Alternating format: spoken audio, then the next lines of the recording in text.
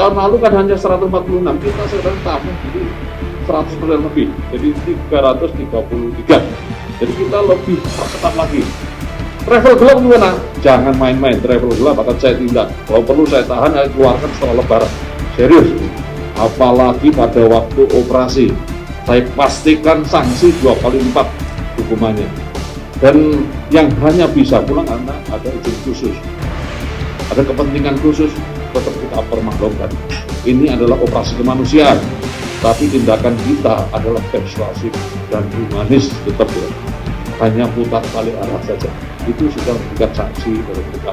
Kita sangat berharap adalah kesadaran masyarakat untuk sama-sama memerangi COVID-19 ini. Operasi masing-masing moda untuk melatih operasi ini tersebut. Ya, dengan Polri bersama Satgas.